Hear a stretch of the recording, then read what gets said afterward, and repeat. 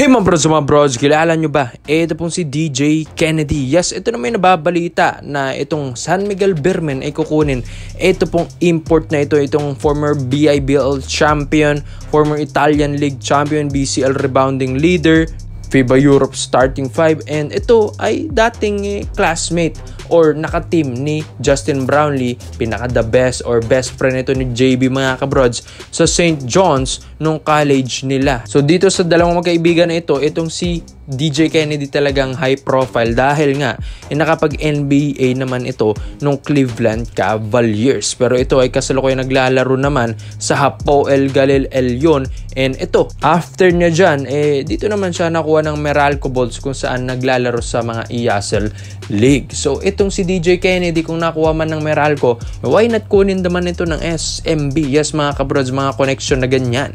Dahil alam din naman natin na ito pong si DJ Kennedy, yung 6'6" na 35 years old na ito, mas bata ng isang taon kay Brownlee, mga kabrods, grabe rin naman kung maglaro ito. Sabi nga nila super import ito ng SMB kung tutuusin, dahil ito nga rin ay isa sa mga nilagay na reserve list ni Brownlee sa Barangay Nebra San Miguel. Pero kaysa naman na i-reserve lang ito, why not i-activate ito ng San Miguel Beermen? Alam din naman natin ng SMB kaka-champion lang last season kung saan nadagit nila ang TNT tropang 5G. Pero dito naman kasi sa SMB gusto rin talaga nilang i-pursue yung Grand Slam bid. Kaya itong sa paparating na Governors Cup 2025 natin gusto naman nilang kunin din ulit yung titulo na hawak naman ng TNT tropang 5G rin. Yes, binura na nilang Grand Slam bid, so sila naman ang magtutuloy ng Grand Slam ngayon. Yes mga kabrods, ito nga pong si DJ Kennedy, fit naman ito para sa SMB. Skill set pa lang nito mga kabrods,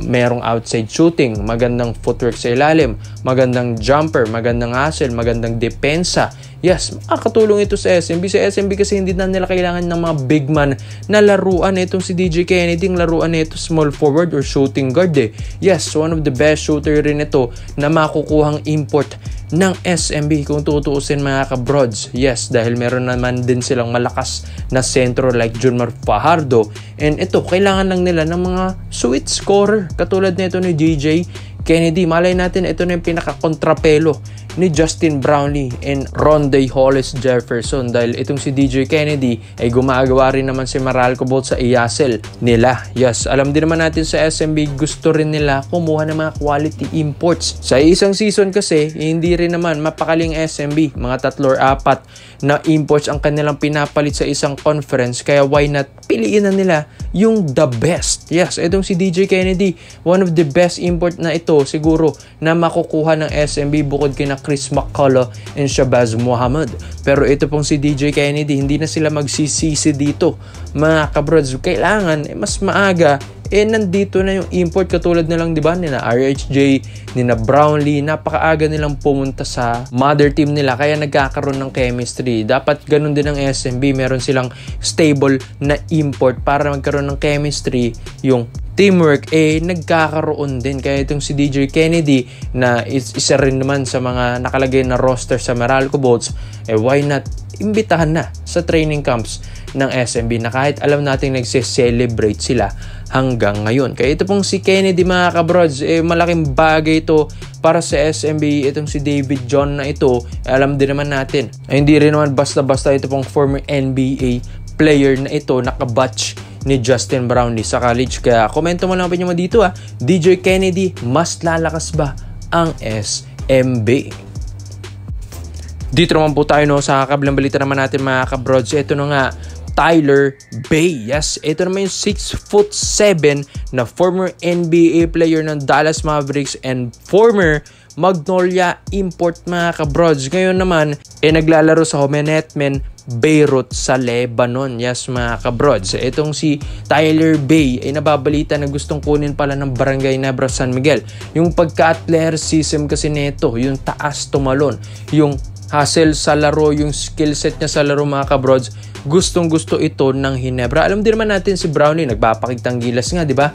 Against Macau Black Bears, pero iba pa rin pag meron kang mga ganitong import na mas bata kay JB. Yes, pang long term na. Dahil ito pong si Tyler Bey, nagulat din ako na 27 years old lang pala ito pong manlalaro na ito. Pero yung listed height na ito na 6'7", nakwento ko na yan na ang sukatan sa NBA kasi with shoes kaya 6'7", sa PBA without shoes kaya 6'6", pasok siya sa height limit ng Governors Cup 2025. Kaya ito, napakabatang player mga kabrods. Ito yung magiging future import ng Ginebra na magiging stable para sa kanila. And ito, pwede nilang itong i-train magkaroon ng chemistry dahil hindi rin naman basta-basta ito pong si Tyler Bey. Bukod sa magandang shooting, magandang footwork, magandang jumper, magandang court vision, ito mga kabrods, NBA player pa. Yes, and ito yung athleticism neto, malaking tulong ito sa Barangay Ginebra San Miguel knowing na wala pa si Jamie Malonzo tapos wala pang LA Tenorio na mag-guide sa Ginebra. Kailangan din talaga nilang mag-rebuild ng lineup at ito, kailangan din nila ng mga reserve import na katulad ni Tyler Bey na pwede na maging reserve tire in the future ng Barangay Ginebra San Miguel. Gusto talaga ng Ginebra kasi 'di ba, mga big man, yan nga pinaka-weakness nila. Tapos binitawan pa si Malonzo. Tapos ito pong si JB, nagkakaedad na rin. Kaya ito, kailangan din nila ng mga ganitong import na katulad ni Tyler Bey para nga mas lumakas lalong Ginebra. Di ba nga si Brownlee, mga 2 to 3 years na rin niyang hindi na pagcha-champion ng Ginebra. Why not itong Ginebra mga kabrods?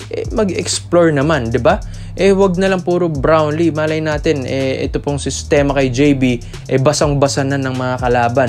Why not si Tyler Bey naman ang gamitin or i-activate nila or i-try nila mga kabrods? Baka mas fit itong batang former NBA player na ito. Ang ganda nga rin ng mga ginagawa na ito.